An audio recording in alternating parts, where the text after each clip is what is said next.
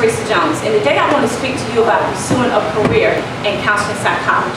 I want to ask you a question. Have you ever lost a job? Have you ever lost a loved one?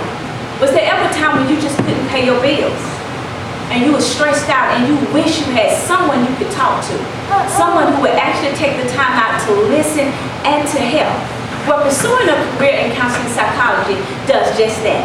It offers limitless opportunities for you to be able to help someone in their overall mental well-being.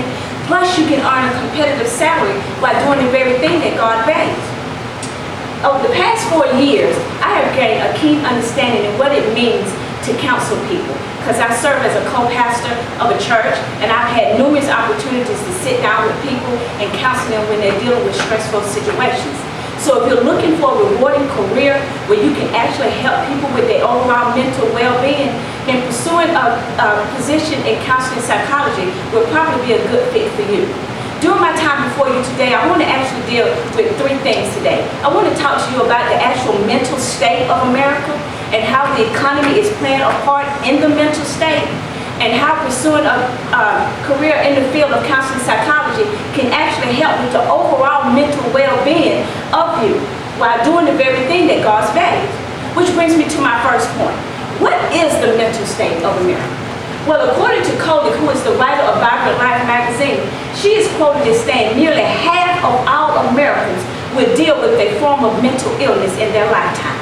She also states that 46.4% of Americans are afflicted with mental health illness, either as a child or as an adult. Now, that's a lot of people dealing with mental illness. Also, the National Institute of Mental Health has put out astronomical numbers. They say 26%, which is actually 1 in every 4 adults, suffer with a diagnosis of mental illness in a year. And also that 45% suffer with more than 1 mental disorder at any given time. That's a lot of people dealing with mental illness. Which brings me to my second point. How is the economy playing a part in the overall well-being of America?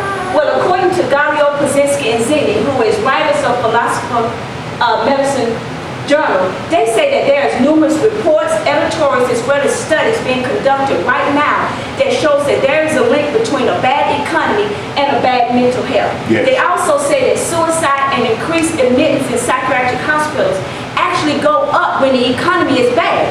When the economy is bad, people actually want to kill themselves. And they also say that right now there's a national as well as an international concern that people are beginning to wonder, how is this going to impact the overall well-being of America? So we should be concerned.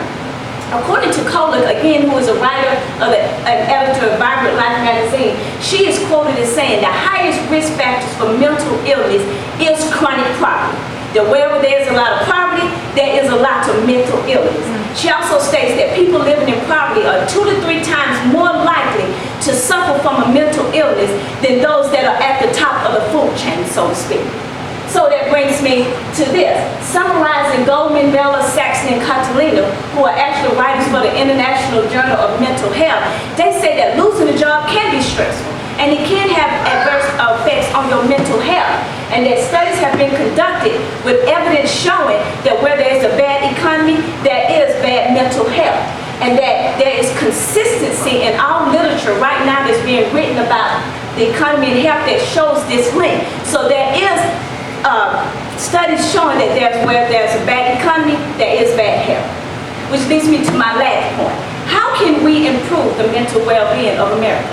And how can working as a counseling psychologist actually help with the actual well-being of America? Well, according to Alvin, who is the Associate Professor of Communications at Liberty University, he stated that more clinical and counseling psychologists will be needed to help people deal with depression, job stress, marriage, addiction, that there is a need for counseling psychology right now in America. He's also quoted as saying that counseling psychologists, this is what they do. They actually advise people on how to deal with problems in everyday life. They teach you how to cope with stress, whether it's in the home, the place, the workplace, your community, and they also help foster well-being and help prevent mental, physical, as well as social disorders.